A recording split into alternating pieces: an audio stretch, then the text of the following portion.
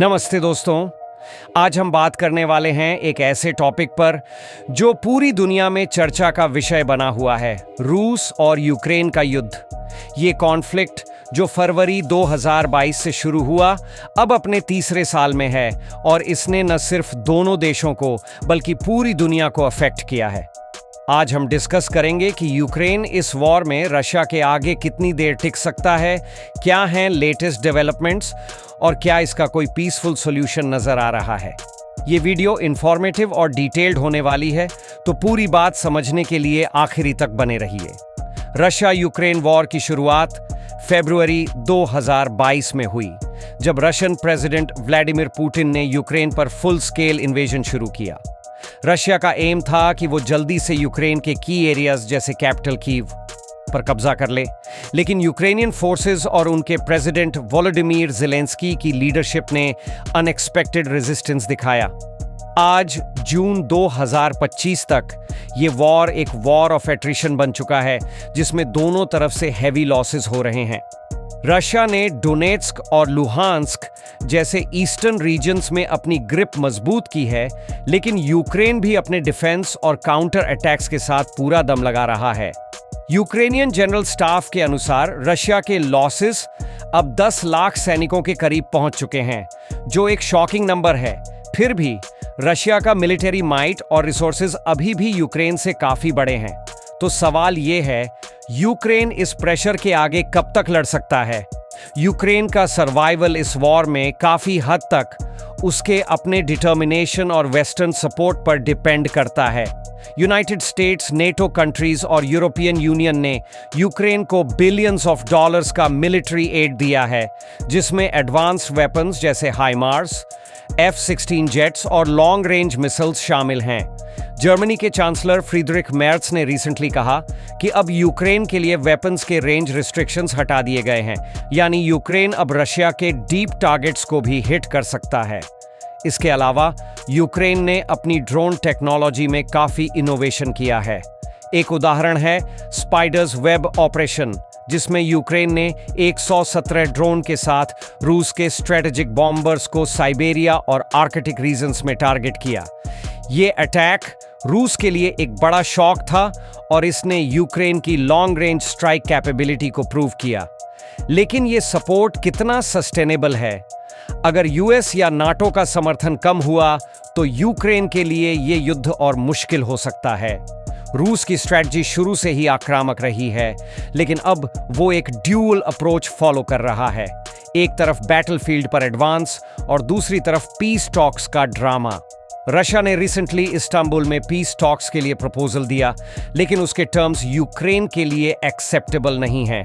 Putin चाहता है कि यूक्रेन नेटो मेंबरशिप का आइडिया छोड़ दे और रशियन ऑक्यूपाइड एरिया से अपनी ट्रूप्स हटा ले। ये डिमांड्स यूक्रेन के लिए सरेंडर के बराबर हैं। इसके साथ ही रशिया ने अपने ड्रोन और मिसाइल अटैक्स को इंटेंसिफाई किया है। मई 2025 में रशिया ने 900 से ज्यादा कमिकाज़े ड्रोन्स और 92 मिसाइल्स यूक्रेन पर लॉन्च किए, जिनमें 16 सिविलियन की जान गई। रूस का ये शो ऑफ स्ट्रेंथ शायद इस बात का सिग्नल है कि वो नेगोशिएशंस में अपनी पोजीशन स्ट्रांग रखना चाहता है, लेकिन रशिया को भी चैलेंजेस हैं। Economic sanctions, heavy military losses और डोमेस्टिक प्रेशर उनके लिए प्रॉब्लम्स क्रिएट कर रहे हैं। अब बात करते हैं लेटेस्ट डेवलपमेंट्स की। 2 जून 2025 को रशिया और यूक्रेन के डेलीगेशंस इस्तांबुल में मिले, लेकिन टॉक्स में कोई बड़ा ब्रेक थ्रू नहीं हुआ।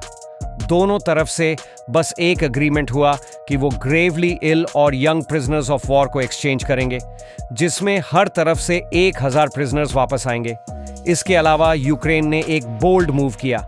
1 जून को उन्होंने स्पाइडर्स वेब नाम का ऑपरेशन लॉन्च किया, जिसमें 117 ड्रोन्स ने रशिया के 4 एयरबेस पर अटैक किया, जिनमें न्यूक्लियर कैपेबल बॉम्बर्स टारगेट हुए।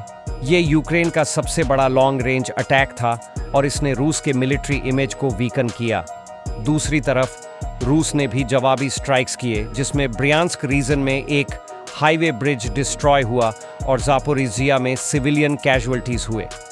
ये टाइट फॉर टैट अटैक्स दिखाते हैं कि दोनों तरफ अभी भी फुल एग्रेसिव मोड में हैं। अब असली सवाल, यूक्रेन रशिया के आगे कितनी देर टिकेगा, ये डिपेंड करता है कई फैक्टर्स पर। पहला, यूक्रेन का मोराल और मिलिट्री इनोवेशन। यूक्रेनियन फोर्सेस ने ड्रोन्स और गेरिला टैक्टिक्स के साथ रशिया को टफ कंपटीशन दी है। दूसरा, वेस्टर्न सपोर्ट। अगर यूएस और नेटो का सपोर्ट कंटिन्यू होता है तो यूक्रेन लंबा लड़ सकता है।